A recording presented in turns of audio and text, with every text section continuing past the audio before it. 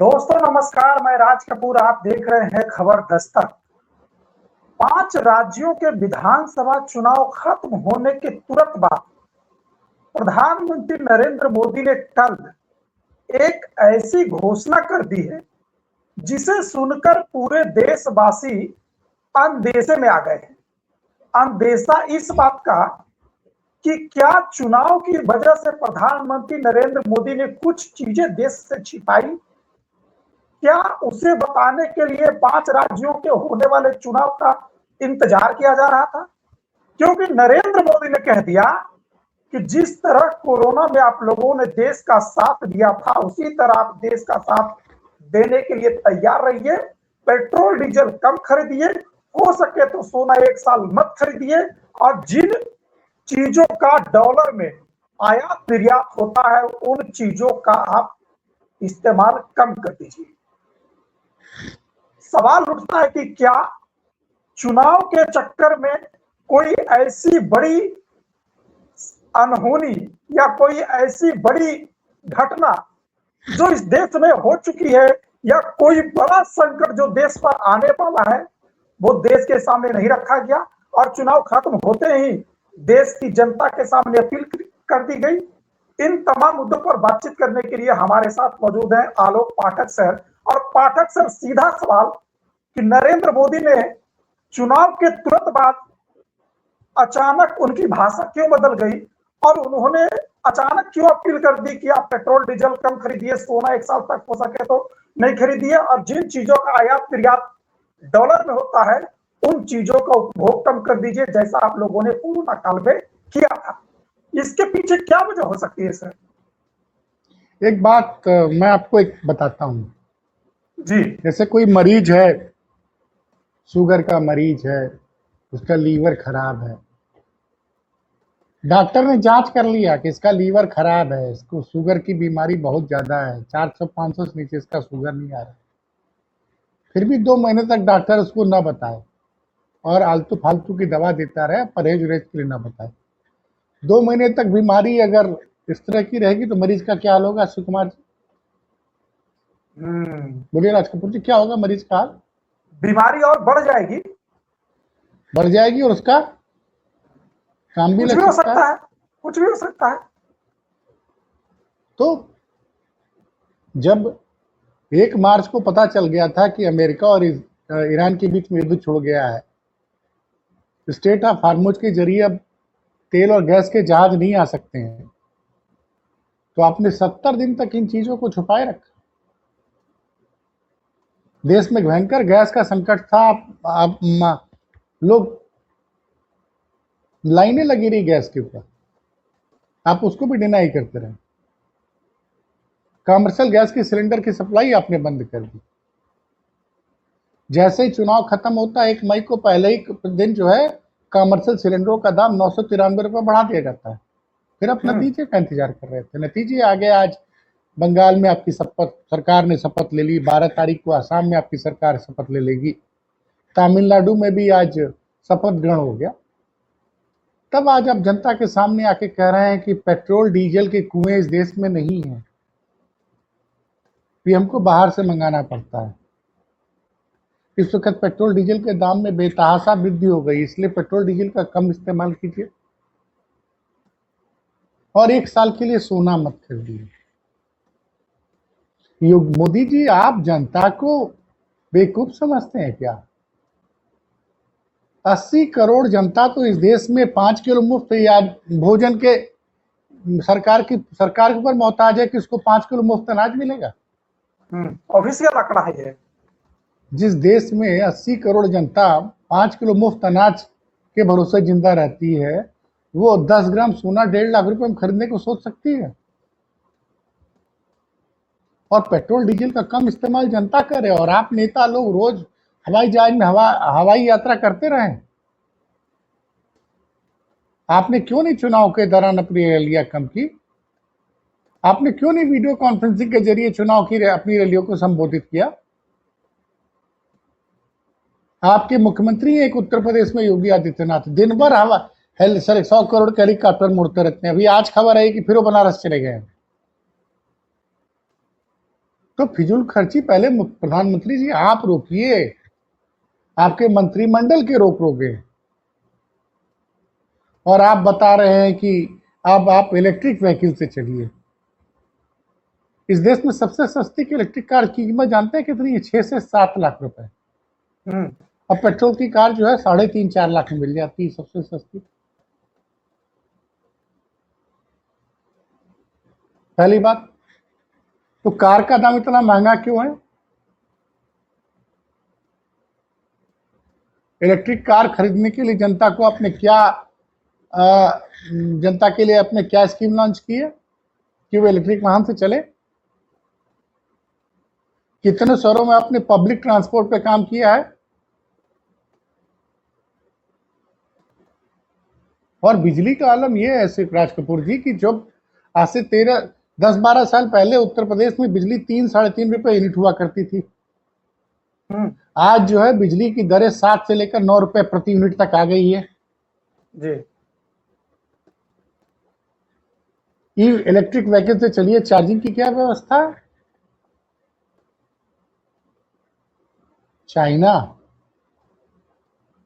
China भी अपनी ऊर्जा के स्रोतों के लिए 80-85% पेट्रोल और डीजल के निर्यात पर उसमें निर्यात उसको आयात ही करना पड़ता था, इंपोर्ट ही करना पड़ता था पेट्रोल डीजल 80 से 85% अपनी जरूरत का। उसने 20 सालों में काम किया सोलर एनर्जी पे। आज उनको पेट्रोल डीजल की जो उनकी इंपोर्ट है वो मुश्किल से टोटल एनर्जी नीड्स का 10 से 15% है। मोदी जी 12 साल से प्रधानमंत्री, इन्होंने सोलर एनर्जी में क्या काम किया? जबकि भारत में तो सूरज की रोशनी साल भर उपलब्ध रहती है प्रचुर मात्रा में। आपने 12 साल सिर्फ जवाहरलाल नेहरू को गाली देने में बिता दिया, उनकी कमियां बताने में बिता दिया। आपने कौन सा टास्क फोर्स बनाया कि हमको सबसे पहले सोलर एनर्जी पे काम करना है, हमको सबसे पहले इलेक्ट्रिक व्हीकल पे काम करना है? कितनी कारें और उनका दाम ऐसा हो कि आम जनता उनको खरीद ले। कोई ऐसी स्कीम आई कि अब अपनी पेट्रोल गाड़ी जाके लौटा के आइए और इलेक्ट्रिक कार जो ले आइए? आम जनता 2 टाइम का खाना नहीं खा पा रही है सर, आप भी कहाँ कार खरीदने की बात कर रहे हैं? नहीं, वो ओम बनता मैंने मिडिल क्लास का आदमी जिसको कहते हैं कि हमने रोजगार दिया, ठीक है रोजगार दिया आपने। अभी मैं फोन करूंगा रात को 1 बजे, एक ब्लिंकिट वाला आएगा, सामान देके जाएगा, उस बेचारे को 1 किलोमीटर पे 10 रुपया मिलेगा, तो बाइक से आएगा। अच्छी क्वालिटी का एक सेकंड, ये ब्लिंकिट वाले रोजगार में सरकार ने कौन सा रोजगार दिया? नहीं भाई, ये तो कह रहे हैं ना कि हमने रोजगार दिया, टेक्नोलॉजी ड्रिवन रोजगार अच्छी बात है, लेकिन अच्छी क्वालिटी का ई स्कूटर भी जो है लाख रुपए से कम का नहीं है। लाख रुपए बात कर रहे हैं सर, 1.5 लाख रुपया। लाख रुपए में तो पेट्रोल की स्कूटी नहीं आती है। तो अब ये बताइए ना कि आप कह रहे हैं कि बदल दीजिए, और आपको कब याद आ रहा है? जब चुनाव खत्म हो गया, अब आपकी सरकार बन गई, तब आप याद दिला रहे हैं। 70 दिन तक आपने नहीं याद दिलाया कि आप क्यों नहीं आपने उस वक्त लॉकडाउन लगा दिया? इसका मतलब फिर आप लॉकडाउन लगाते तो आपको चुनाव की तारीखें आगे बढ़ानी पड़ती। इसका मतलब आप ये कह रहे हैं कि नरेंद्र मोदी ने भारतीय जनता पार्टी के चुनावी फायदे के लिए इतना बड़ा सच देश के सामने छुपाया 70 दिनों तक? तो ये बताइए, पेट्रोल डीजल का संकट आज से है कि पिछले 2 महीने से? जरा मुझे बताइए, अगर मैं गलत हूं तो मुझे बताइए ना। नहीं, संकट तो उसी दिन से है जिस दिन इजराइल ने ईरान पर अटैक कर दिया था। और कच्चे तेल का दाम जो $60-70 था, बढ़ के कितने रुपए बैरल आ गया है? तो इसका मतलब चुनाव के बीच में जो ये खबरें आ रही थी कि वहां से एक बड़ा टैंकर आ रहा है, दूसरा टैंकर आ रहा है, तीसरा टैंकर आ रहा है और एलपीजी की समस्या खत्म हो जाएगी, तो ये केवल चुनाव के समय जनता जो है इनके चक्करों में न पड़ जाए, इनके वोट का नुकसान न हो जाए, केवल इसलिए इस तरह की खबरें आ रही थी। और आज जब 5 राज्यों के चुनावी नतीजे आ गए हैं और पश्चिम बंगाल में और तमिलनाडु में और दूसरे राज्यों में, असम में भी मुख्यमंत्री के शपथ लेने की तारीख तय हो गई है। पश्चिम बंगाल में और तमिलनाडु में शपथ ग्रहण हो गया है। उसके बाद प्रधानमंत्री नरेंद्र मोदी ने इस तरह आज अचानक क्यों किया, इस पे तो सवाल है सर। और सबसे बड़ा जो सवाल दुविधा में जनता है इस वक्त, मोदी जी का भाषण सुन के, उनके ट्विटर पे जो उन्होंने लिखा है, बीजेपी ने अपने ऑफिशियल हैंडल पे लिखा है कि क्या मोदी जी ने केवल अभी हिंट किया है, क्या कोई और बड़ा संकट तो नहीं आने वाला है, कुछ बड़ी घोषणा तो नहीं कर देंगे मोदी जी? संकट क्या, संकट तो है भाई। बाकी विदेश चाहे अमेरिका हो, पाकिस्तान हो, यूरोप हो, सब जगह पेट्रोल डीजल का दाम 20 से 30% बढ़ गया है। आपने चुनाव के नजर रखते हुए 20-30% दाम नहीं बढ़ाया, अब आपको बढ़ाना पड़ेगा। अच्छा, इसका मतलब चुनाव ने जब देश को 2 महीना महंगाई से बचा लिया।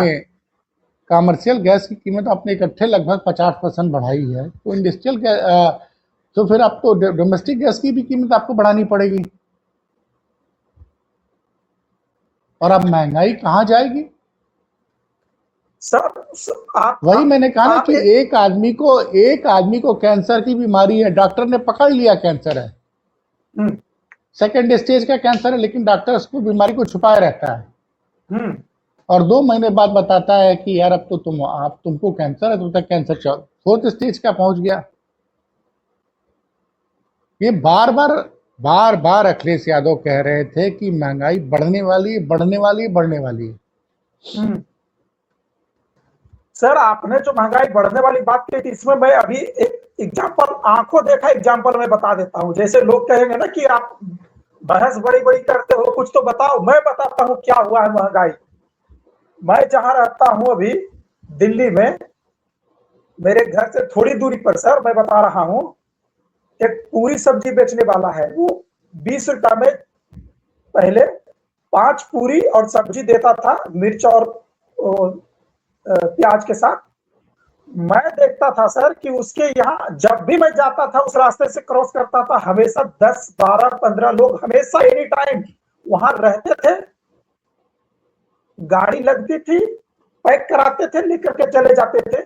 20 रुपए में 5। अब क्या हुआ है कि 20 रुपया में पूरी हो गई है 3, सब्जी वही है, सलाद वही है, और खाने वाले लोग दिखते हैं 2।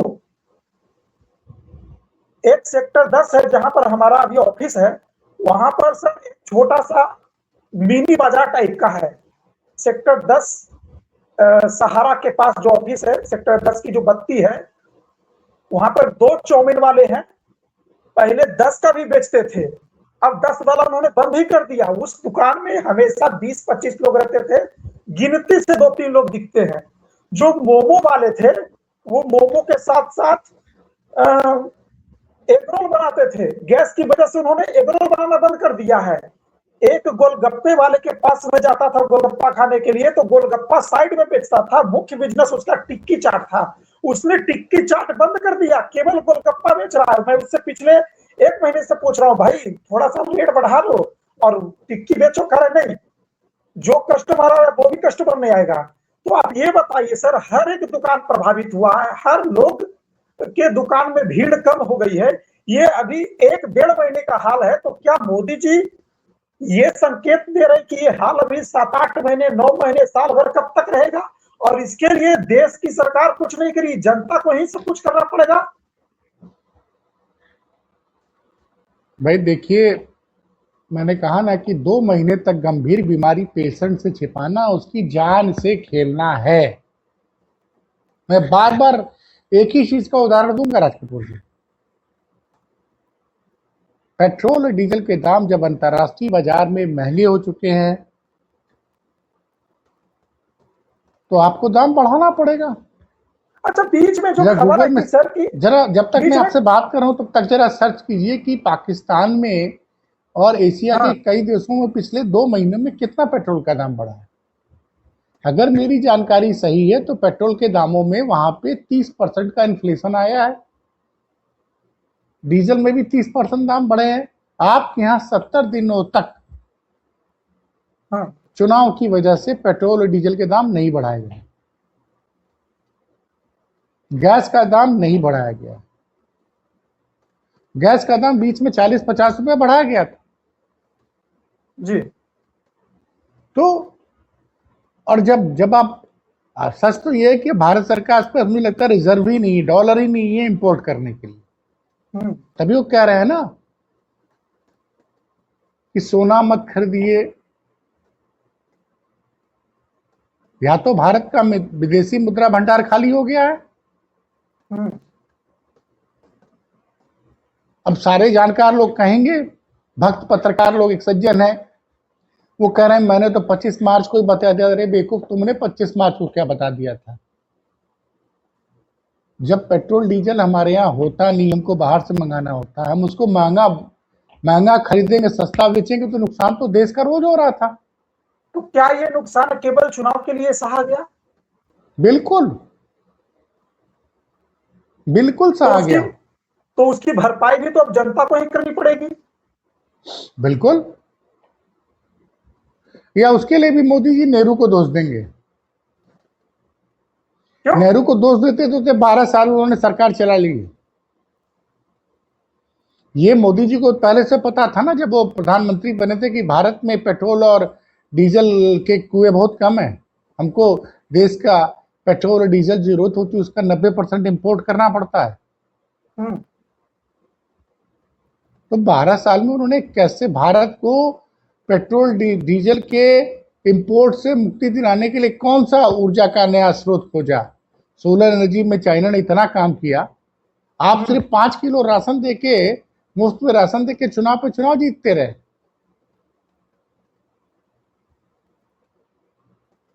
राज कपूर जी, आपको एक बीमारी है, मैं आपकी बीमारी का इलाज न करूं और आपको मुफ्त में जो है भोजन देता रहूं, तो मैं आपकी मदद कर रहा हूं कि मैं आपका शुभचिंतक हो गया, मैं सिर्फ अपना फायदा निकाल रहा हूं? फायदा उठा रहे, टिकट कट जाएगा सर। हमको तबीयत खराब रहेगी, आप भोजन देते रहे, इलाज नहीं करेंगे तो फिर टिकट ही कटेगा ना ऊपर का।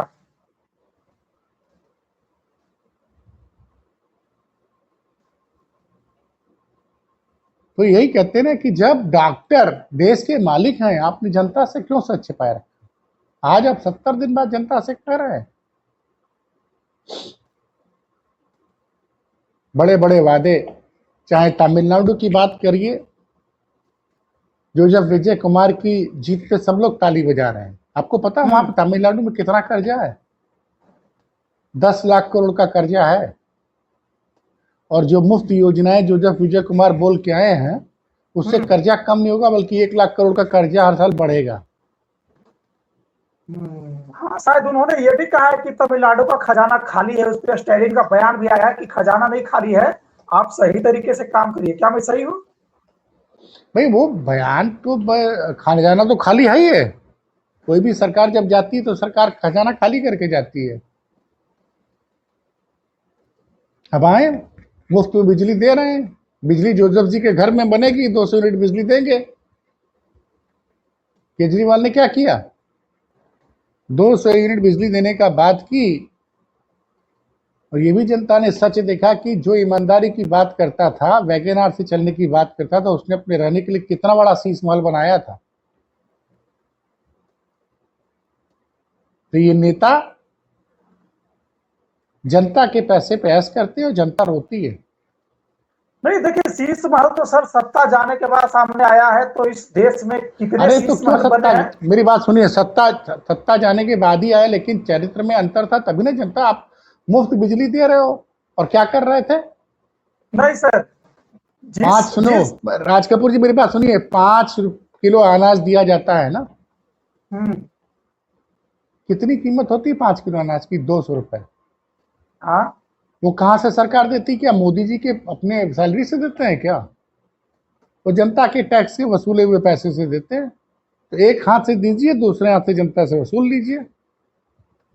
सर आपने जो लेकिन अभी शीश महल की बात की, मैं उस पर एक बात बोल देता हूं कि जो लोग आज शीश महल का बात कर रहे हैं ना, जब उनके भी सत्ता जाने के बाद महलों की जांच होगी तो कई शीश महल निकल जाएंगे। नहीं, अरविंद केजरीवाल से सवाल ज्यादा किए जाएंगे, ये ईमानदारी का ढिढोरा पीट के आए थे। हाँ, ये बात आपकी सही है कि उन्होंने अपने आप को कहा कि मैं आम आदमी हूं, और आम आदमी बनते बनते कब खास बन गए ये जनता को नहीं पता चला। खैर, उसका जनता ने फैसला सुना दिया और उनको दिल्ली जहां में जाना था इसलिए चुनाव जनभर नहीं वहां आ रहे पहुंचा दिया। क्योंकि उन्होंने दिल्ली में हर घर हर मोहल्ले में शराब की दुकान खुलवा दी, इसलिए चुनाव हारे।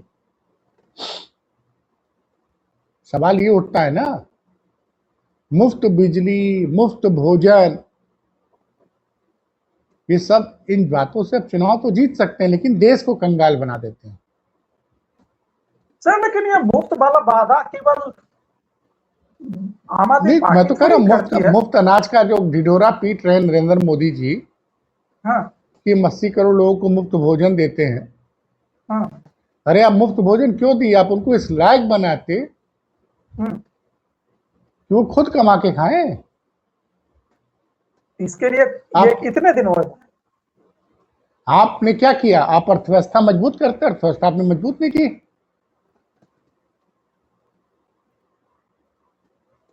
आलम ये साहब, एक जमाने में आपने 60 रुपए का पेट्रोल टैक्स मिला के 95 रुपए में बेचा, 35 रुपए आपने टैक्स वसूला है। इसे मोदी सरकार ने। हाँ, और कहाँ खर्चा हुआ? उत्तर प्रदेश से एक बड़ी चर्चा है कि गंगा एक्सप्रेसवे बना है, गंगा उसको एक्सप्रेस में। बनाने का काम जो है वो अडानी जी को मिला है। हम्म। अडानी जी ने उसको बनाने के लिए बैंकों से 10,000 करोड़ रुपए का लोन लिया है वो और वो सरकार बैंकों ने वो सरकार दे। लोन उत्तर प्रदेश सरकार की गारंटी पे दिया है। हम्म। समझ रहे हैं? बैंकों हम्म। से 10,000 करोड़ का लोन अडानी जी ने उस एक्सप्रेसवे बनाने के लिए लिया है। हम्म। उसकी गारंटी योगी सरकार ने ली है हम्म। और टोल वसूलेंगे अडानी जी। अडानी। हम्म। तो जो आपका मित्र है उसको आप बैंक से लोन भी दिलाओगे। आज क्या हो रहा और है? टेंडर भी दोगे। उसके बाद काम भी कराओगे। जो अनिल अंबानी का जो मामला उठा, हम्म। क्यों इतना फाइनेंस किया गया उनको? किसके कहने पे किया गया? ठीक है, भले कांग्रेस की सरकार थी, लेकिन आप भी तो वही कह रहे हो, अडानी की गारंटी यूपी गवर्नमेंट दे रही है हम्म। और एक्सप्रेस पे टोल अडानी जी वसूलेंगे। तो वही हाल है साहब।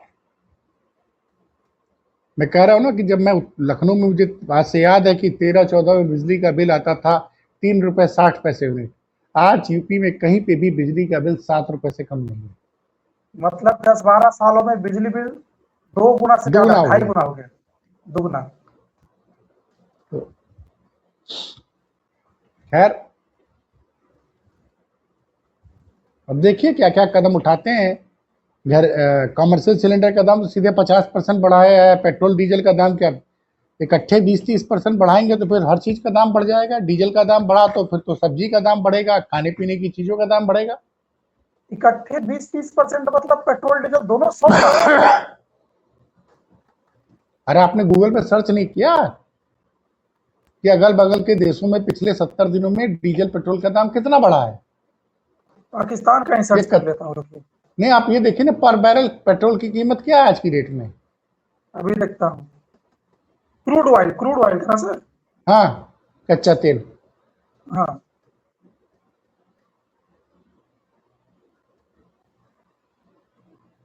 क्रूड ऑयल का, पेट्रोल का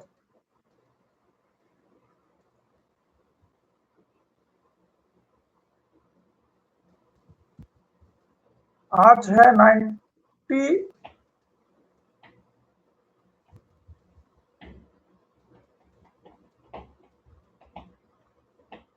एक सेकंड देख रहा हूँ सर।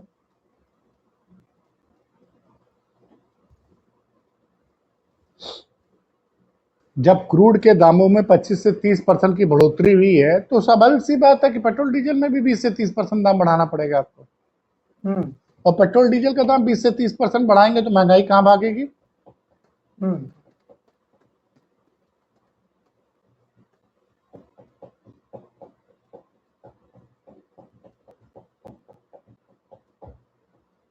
आज आपको याद हो रहा है कि हमारे पास गैस, पेट्रोल और डीजल के कुएं नहीं है।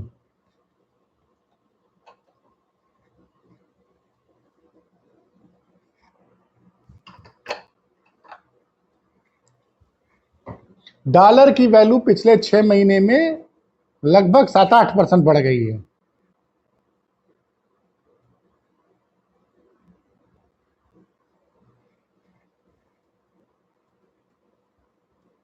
सोने की कीमतें पिछले 1 साल में 100% से ज्यादा बढ़ गई।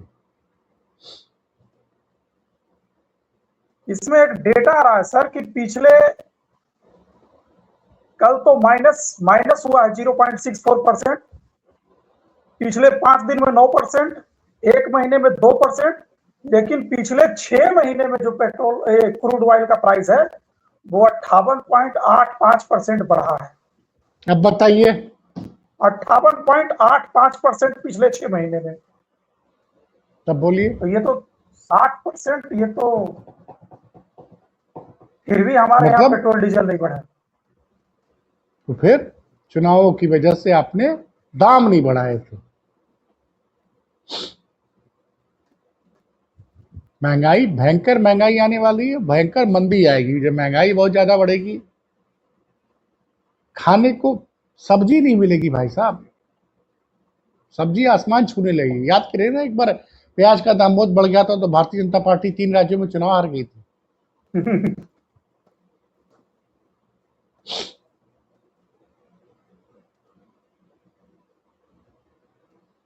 तो सर ये सच्चाई है।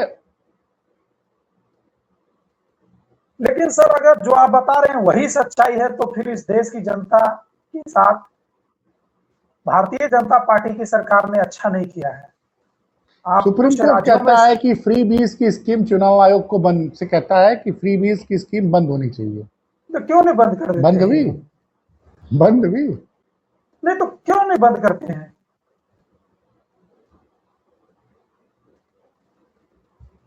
4,000 रुपये महीना बेरोजगारी भत्ता देंगे तमिलनाडु में जोसेफ विजय कुमार, कहां से आएगा? बताइए, बिहार में बेरोजगारी भत्ता दीजिएगा तो देश बिक जाएगा, इतने लोग बैठे हैं वहां बेरोजगार। बिहार में 10,000 दे दिया, उसके बाद से औरतें बाकी किस्त का इंतजार कर रही हैं। हाँ तो अभी और 3 दिन पहले प्रदर्शन हुआ था तो लाठी जब लगा ना लोगों को तो वहां के पत्रकार लोग लिखे हैं कि 10,000 रुपया मिल तो रहा है घर में, मम्मी से मांग लो पैसा, क्यों नौकरी मांग रहे हो? वो लोग भड़क रहे हैं। फिर 10,000 रुपये कब दिया था? हो गया चुनाव के पहले, चुनाव के समय आया था। 8-9 महीने पहले, सितंबर हाँ में। 4 महीना इधर और 3 महीना उधर, हाँ 7 महीना 8 महीना मान लीजिए। लेकिन आया वही 2 बार आया है, एक बार या 2 बार आया है बस 20,000 रुपया। अच्छा उसमें भी खेल हो गया। मैं आपको सच्चा, अब आपने छेड़ दिया तो मैं आपको बता ही देता हूं। मेरे घर में भी श्रीमती जी ने कहा कि ऐसा करिए फॉर्म भरवा दीजिए, 10,000 रुपया मिलेगा महीना। अगर पागल वागल हो गई हो क्या, 10,000 रुपया महीना दे रही सरकार? बोला जी आपको कुछ पता है, हमारे सहेली को आया है। हम तो समझते थे सारा बात। अगले महीने क्या हुआ कि सहेली के घर में कुछ लोन वाले आ गए। अब लगे उसका वो मांगने, लोन का हिसाब किताब तो करिए। अरे मुझे तो सरकार ने पैसा दिया है। अरे सरकार, उन्होंने एक डॉक्यूमेंट निकाला, बिहार में एक जीविका है स्वयं सहकारी संगठन करके, संस्था करके, तो जितनी महिलाएं थी सबको पहले जीविका में इनरोलमेंट करवा दिया।